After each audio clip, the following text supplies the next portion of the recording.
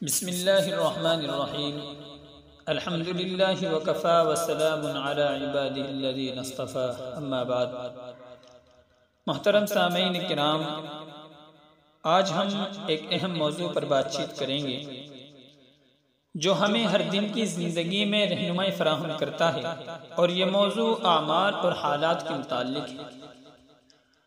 मैं आप हज़रात तक ये बात पहुँचा देना चाहता हूँ कि हमारे आमाल हमारे हालात को किस तरह मुतासिर करते हैं। मोहतरम सामीन किराम, इंसान की ज़िंदगी में आमाल एक बहुत बड़ा किरदार अदा करते हैं। हमारे अखलाक और हमारी ज़िंदगी का हर पहलू आमाल पर मबनी होता है। अल्लाह ताला हर आमाल का हिसाब लेते हैं और फिर उन्हीं हमारे आमाल को हमारे हालात में तब्दील कर देते हैं। अगर हमारे आमाल नेक हैं तो अल्लाह ताला हमारे हालात भी अच्छा कर देते हैं और हमें अपनी ज़िंदगी में सुकून और खुशियाँ हासिल होती हैं। अच्छे आमाल हमें दुनिया और आखिरत में कामयाब बनाते हैं और हमें अल्लाह तबारक व तआला की मोहब्बत में मशगूल करते हैं। लेकिन अगर हमारे आमाल बुरे हैं तो हालात भी हमेशा हमें घेरे रहते हैं। हमें अपनी ज़िंदगी में परेशानियों का सामना करना पड़ता है। बुरे आमाल हमें दुनिया और आखिरत में नाकाम बनाते हैं और हम अल्लाह तबारक व तआला की नफरत में मुब्तला हो जाते हैं। इसीलिए फरमाया गया है कि आमालुकुम उम्मालुकुम, कि जैसे तुम्हारे आमाल वैसे तुम्हारे हाकिम। लेकिन आज का इंसान ये चाहता है कि पहले हालात ठीक हों, हम अपने आमाल बाद में ठीक करेंगे। आप इस बात को इस तरीके से समझिए कि हर चीज़ की एक तरतीब होती है। जिस तरह घोड़ा आगे होता है और तांगा पीछे होता है, लेकिन आज हम ये चाहते हैं कि इसका उल्टा होना चाहिए कि तांगा आगे हो और घोड़ा पीछे हो, लेकिन ये हो नहीं सकता। ये एक कमअक्ली की बात है।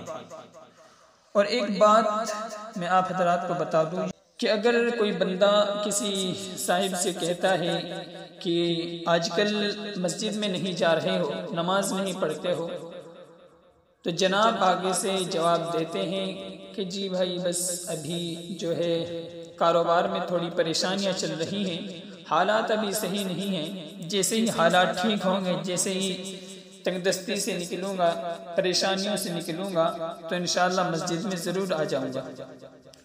यानी वो ये चाहता है कि हालात मेरे पहले ठीक हो जाए, मेरे हालात बेहतर हो जाए, बेहतर होने के बाद मैं अपने आमाल ठीक करूंगा।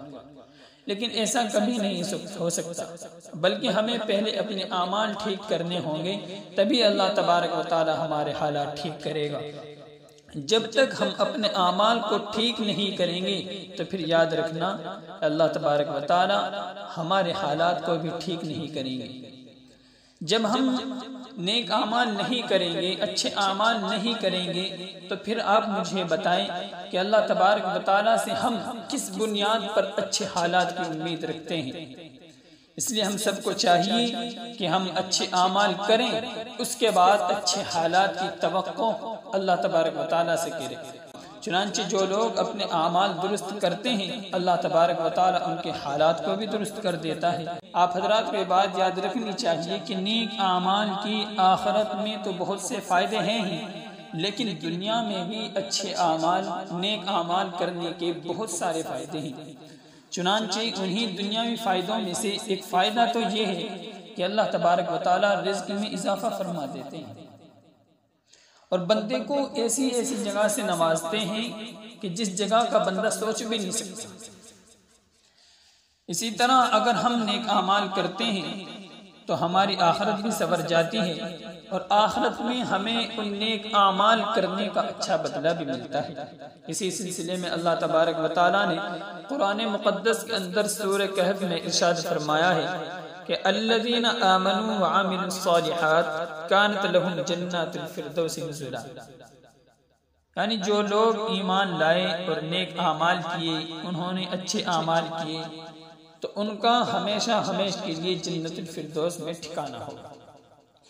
इसलिए मैं तमाम आवाम से गुजारिश करना चाहता हूँ, आप सभी से ये कहना चाहता हूँ कि हम अच्छे आमाल करें ताकि अल्लाह तबारक व तआला हमारे हालात को भी बेहतर बना दे। अगर हम अच्छे आमाल करेंगे तो अल्लाह तबारक व तआला हमें दुनिया और आखिरत में कामयाबी देंगे।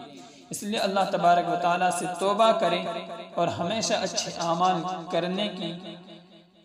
करने का आज इरादा करें। अल्लाह तबारक व तआला हम सब को अपनी रहमत व हिकमत में रखे और हमेशा हमें अच्छे आमाल करने की तौफीक दे। व आखिर दावाना अनिल हम्दुलिल्लाहि रब्बिल आलमीन।